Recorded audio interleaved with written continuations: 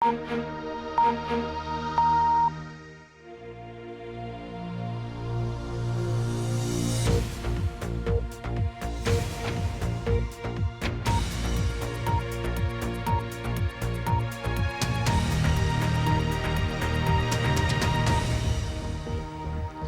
اردو کے پروگرام سیربین میں خوش آمدید۔ ہمارے لندن اسٹوڈیو سے میں ہوں خالد کرامت۔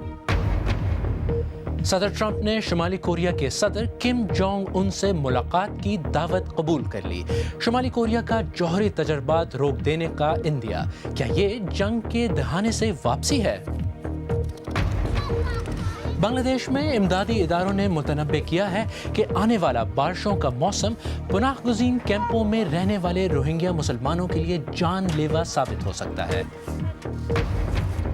اور کلک میں دیکھیے گا ایک نئی سپر کار جو صرف 1.95 سیکنڈ میں 100 کلومیٹر فی گھنٹہ کی رفتار تک پہنچ سکتی ہے، مگر یہ کار پیٹرول پر نہیں بجلی پر چلتی ہے۔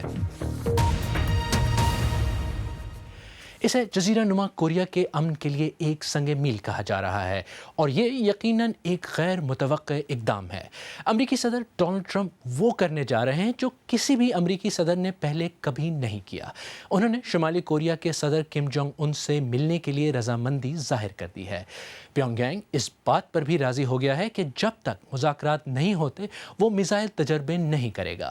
جنوبی کوریا نے تو یہاں تک کہہ دیا ہے کہ شاید مذاکرات کے بعد شمالی کوریا اپنا جوہری پروگرام ہی بند کر دے۔ کرس بکلر کی رپورٹ، عارف شمیم کی زبانی۔ میزائلوں اور فوجی طاقت کے مظاہروں سے تو اکثر لگتا تھا کہ شمالی کوریا کو اپنے جوہری پروگرام کی وجہ سے لگنے والی اقتصادی پابندیوں اور بین الاقوامی مذمت کی رتی بر پرواہ نہیں، لیکن اس کے باوجود اب ایسا نظر آ رہا ہے کہ کم جونگ ان مذاکرات کرنا چاہتے ہیں۔ جنوبی کوریا کے اعلیٰ حکام جو شمالی کوریائی رہنما سے ملے ہیں وہ کہتے ہیں کہ وہ جوہری اسلحے کی تخفیف کے لیے بھی رضامند ہیں، اور اب ان کوریائی حکام نے وائٹ ہاؤس کو کم جونگ ان کا جو پیغام پہنچایا ہے وہ بہت ہی چونکا دینے والا ہے۔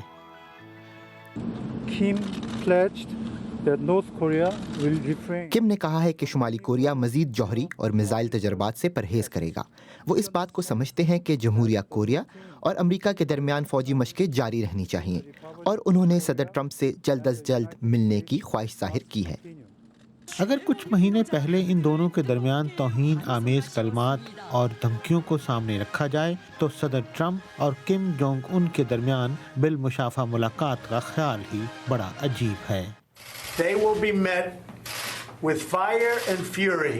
Rocket Man is on a suicide mission for himself. لیکن اب لہجہ بدل گیا ہے۔ اپنے ٹویٹر پیغام میں صدر ٹرمپ نے کہا کہ زبردست ترقی ہو رہی ہے، لیکن جب تک معاہدہ نہیں ہو جاتا اقتصادی پابندیاں رہیں گی۔ تاہم اب اس ملاقات کا منصوبہ بن رہا ہے، لیکن 24 گھنٹے پہلے تک صدر کے اپنے وزیر خارجہ سمجھتے تھے کہ ایسا خیال ایک بہت دور کی بات ہے۔ امریکہ سے براہ راست بات چیت اور امریکی مذاکرات کے حوالے سے ہم ابھی بہت دور ہیں۔ میرے خیال میں ہمیں اس بارے میں بالکل واضح اور حقیقت پسند ہونا چاہیے۔ وائٹ ہاؤس میں کچھ سمجھتے ہیں کہ ابھی احتیاط کی ضرورت ہے، اور امریکہ اور جنوبی کوریا کے درمیان فوجی مشقیں جاری رہنی چاہیے۔ یہ اقدام آگ اور غصے سے کہیں مختلف ہے، بلکہ یہ تو دوستی کی طرف ایک قدم ہے، لیکن اس کا انحصار اس بات پر ہوگا کہ پیونگ یانگ کی طرف سے آنے والا پیغام پروپیگنڈا ہے یا واقعی امن کی طرف ایک قدم۔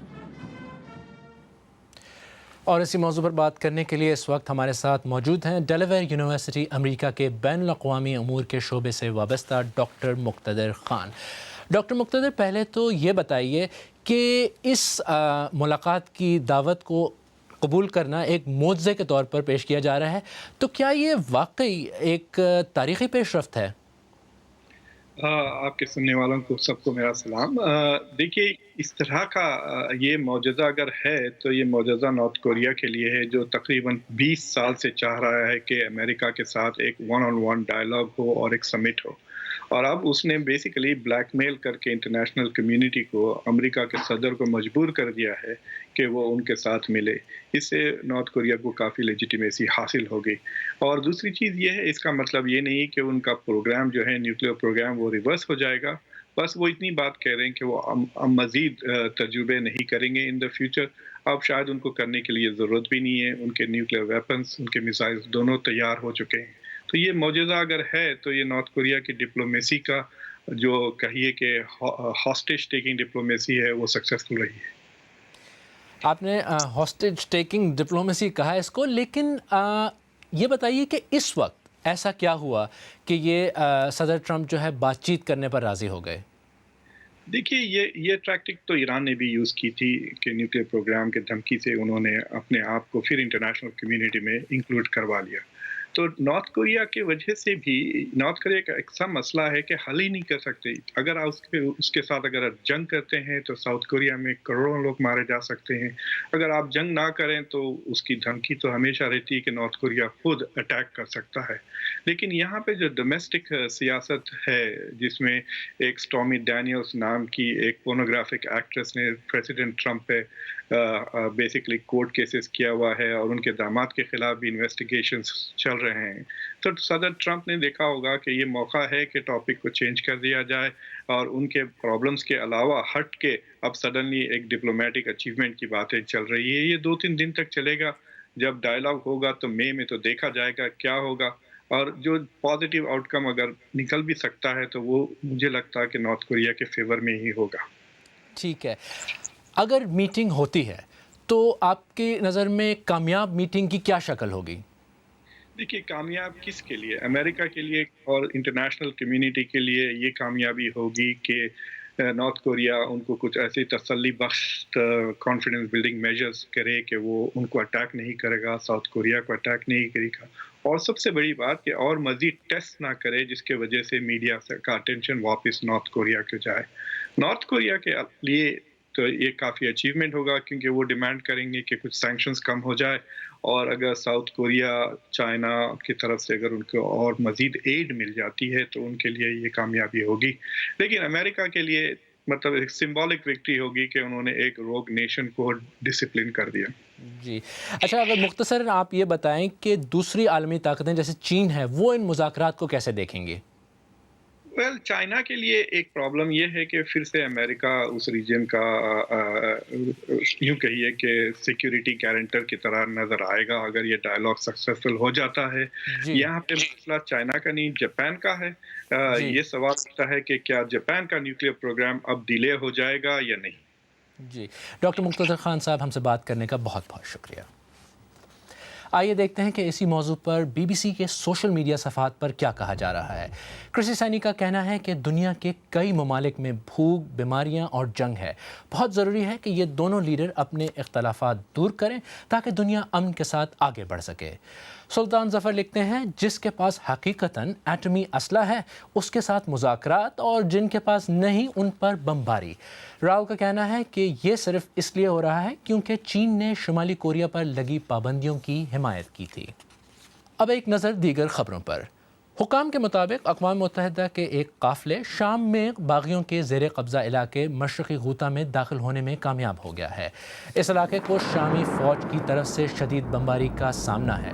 ریڈ کراس کے مطابق پیر کو پہلی مرتبہ مشرقی غوطہ کے علاقے دوما میں خوراک کی سپلائی پہنچی. اس سے پہلے خوراک کی ترسیل کے قافلے کو بمباری کی وجہ سے واپس جانا پڑا تھا. انڈیا کی سپریم کورٹ نے کہا ہے کہ لوگوں کو عزت سے مرنے کا حق حاصل ہے، اور اگر کوئی شخص مہلک بیماری میں مبتلا ہے تو وہ یوتھنیزیا یعنی اپنا علاج بند کرا کے جلد موت پانے کا حق رکھتا ہے. سپریم کورٹ نے یہ فیصلہ اس درخواست پر دیا جس میں عدالت عظمیٰ سے استدعا کی گئی تھی کہ لیونگ ول کی اجازت دی جائے. دنیا بھر میں آج سے ونٹر پیرالمپکس کے مقابلے شروع ہو گئے ہیں. اس موقع پر افتتاحی تقریب جنوبی کوریا کے شہر پیونگ چینگ میں ہوئی. اس بار ہونے والے یہ مقابلے ونٹر پیرالمپکس کی تاریخ میں سب سے بڑے مقابلے ہوں گے. اس میں 560 سے زیادہ ایتھلیٹ حصہ لے رہے ہیں. بنگلہ دیش میں امدادی اداروں نے متنبع کیا ہے کہ جو مونسون قریب آ رہا ہے ہزاروں روہنگیا مہاجرین کے سیلاب اور لینڈ سلائڈنگ سے ہلاک ہونے کے خطرات میں اضافہ ہو رہا ہے. روہنگیا پناہ گزینوں کی آمد کے بعد کاکس بازار میں درجنوں درختوں کو کاٹ کر پناہ گزینوں کے لیے عارضی رہائش گاہیں بنائی گئی تھیں، لیکن امدادی اداروں کو خدشہ ہے کہ بارشوں سے پہاڑی علاقوں میں لینڈ سلائڈنگ ہوگی. تفصیل کے ساتھ غضنفر حیدر۔ بلوکھالی پناہ گزینوں کے لیے دنیا کا سب سے بڑا کیمپ۔ جگہ تنگ ہونے کے باوجود یہاں لاکھوں کی تعداد میں روہنگیا مسلمان رہ رہے ہیں۔ کاکس بازار کے نزدیک اس کیمپ میں عارضی بستیاں بنی ہوئی ہیں۔ میانمار کی ریاست رخائن میں روہنگیا مسلمانوں کے خلاف کئی ماہ سے جاری تشدد کے بعد ان پناہ گزینوں نے ان بستیوں کو اپنا گھر بنایا ہوا ہے۔ ہم برما میں بہت آرام سے رہتے تھے، یہاں گرمی ہے، ہم ترپال سے بنے ہوئے گھر میں رہتے ہیں، جلانے کی لکڑیاں نہیں، اس لیے کھانا بھی نہیں بنا سکتے، پینے کے لیے پانی بھی نہیں، بچوں کے ساتھ یہاں گزارا کرنا بہت مشکل ہے۔ یہاں رہنے والے دوسرے افراد نے ان حالات میں رہنا سیکھ لیا ہے۔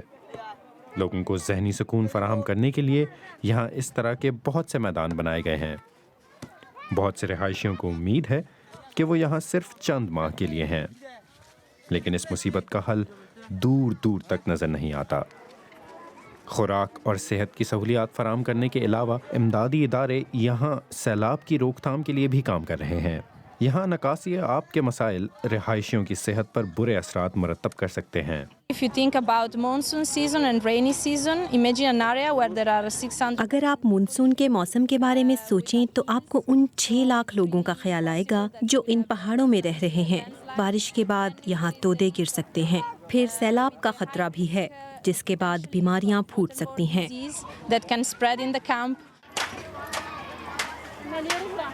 یہ پناہ گزین تشدد اور قتل عام سے تو بچ کر آ گئے، لیکن اب یہاں انہیں آنے والے مانسون کے موسم سے لڑنا ہے۔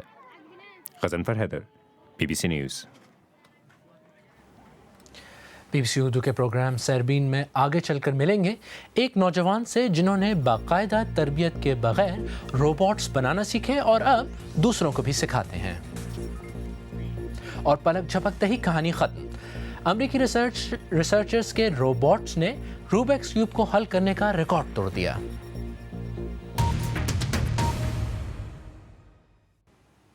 BBC اردو کے پروگرام سیربین میں ایک بار پھر خوش آمدید، میں ہوں خالد کرامت۔ آئیے اب ملتے ہیں کراچی کے احسن برادرز سے، جن کی کوئی باقاعدہ تربیت تو نہیں ہوئی، لیکن انٹرنیٹ کی مدد سے وہ روبوٹس اور عام استعمال ہونے والی مشینیں بناتے ہیں، اور صرف یہی نہیں، وہ علاقے کے دوسرے بچوں کی تربیت بھی کرتے ہیں۔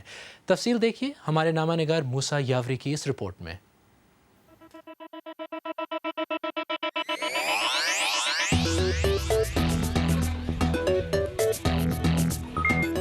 میرے فادر جو ہے کرتے تھے، وہ کنٹینیوسلی نا چیزوں کے ساتھ ٹنکر کرتے تھے، جو نئی ٹیکنالوجی جو آتی تھی اس کے اوپر ریسرچ کرتے تھے، اور ان کے ہیلپ کے تھرو ہم لوگوں نے بھی اپنا خود ہی ایک اسمبل کیا، سارے کے سارے پارٹس ہم لوگوں نے صدر جیسے ایریاز وغیرہ میں نا ہم لوگوں نے پارٹس جمع کیے، کچھ پارٹس ہم لوگوں نے چائنا سے منگوائے، اور خود ہی سے پھر ہم لوگوں نے نا اوپن سورس انسٹرکشنز کے تھرو ہم لوگوں نے ایک اپنا 3D پرنٹر اسمبل کیا۔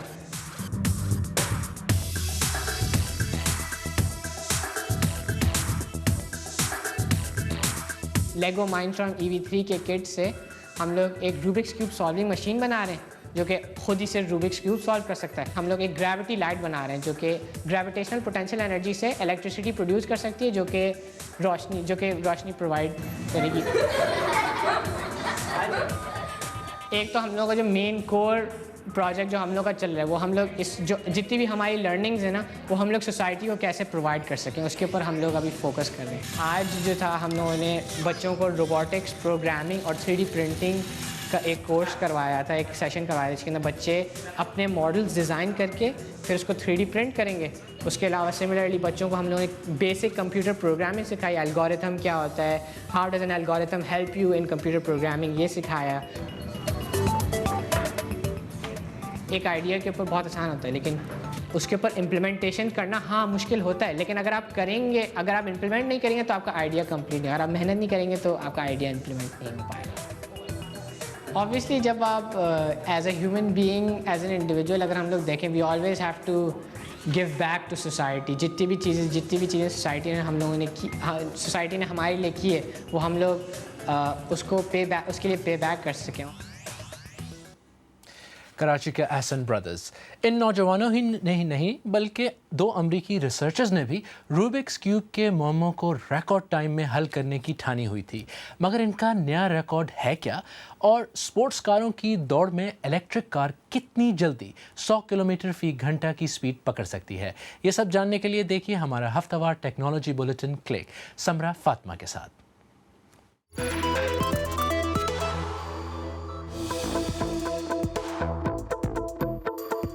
अगर आँख झपकी तो ये मंजर आप मिस कर देंगे। चलें, खैर है, अब इसे आप स्लो मोशन में देख लें। जी हाँ, 2 अमरीकी रिसर्चर्स ने ऐसा रोबोट बनाया है जो रूबिक्स क्यूब को सिर्फ 0.38 सेकंड्स में हल कर लेता है। ये नया रिकॉर्ड इसलिए मुमकिन हुआ कि रिसर्चर्स ने इस रोबोट में एक मुख्तलिफ किस्म की मोटर इस्तेमाल की है। रूबिक्स क्यूब को हल करने का साबिक रिकॉर्ड 0.637 सेकंड्स था, जो कि एक जर्मन ने बनाया था। पिछले दिनों कुछ इंटरनेट आर्टिस्ट इजाजत लिए बगैर न्यूयॉर्क के म्यूजियम ऑफ मॉडर्न आर्ट में दाखिल हो गए और उन्होंने म्यूजियम के मशहूर जैक्सन पोलाक रूम को एक वर्चुअल रियलिटी गैलरी में तब्दील कर दिया। अपने इस मंसूबे को उन्होंने hello we are from the internet का नाम दिया। ऑगमेंटेड रियलिटी की इस टेक्निक के बाद हुआ ये कि गैलरी आपको नजर आना ही बंद हो गई और शायकीन के लिए जरूरी हो गया कि वो एक ऐप डाउनलोड करें और गैलरी को अपनी स्क्रीन के जरिए देखें। गूगल ने तस्दीक की है कि वो अमरीकी फौज को किसी हद तक अपनी इमेज रिकॉग्निशन टेक्नोलॉजी इस्तेमाल करने दे रही है। इत्तलात के मुताबिक फौज गूगल की आर्टिफिशियल इंटेलिजेंस टेक्नोलॉजी ड्रोन से बनाई गई फुटेज के तज्जिये के लिए इस्तेमाल कर रही है।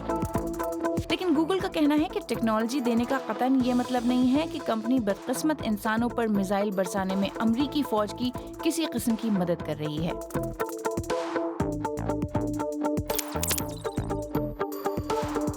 स्पोर्ट्स कारें सिर्फ 2.5 सेकंड्स में 100 किलोमीटर फी घंटा की रफ्तार पकड़ लेती हैं, लेकिन अब एक क्रोएशियन कंपनी रिमैक ने एक ऐसी इलेक्ट्रिक कार बनाई है जो ये रफ्तार सिर्फ 1.95 सेकंड्स में हासिल कर सकती है। उधर फोक्सवैगन के स्पेनिश ब्रांड सीट ने भी अपनी नई कार कूपरा ई रेसर की नुमाइश की है, जो सिर्फ 3.2 सेकंड्स में 100 किलोमीटर फी घंटा की रफ्तार पकड़ लेती है।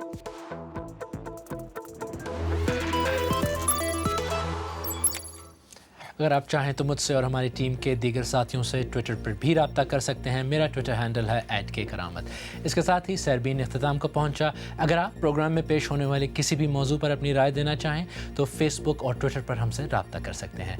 खालिद करामत को अब इजाज़त दीजिए।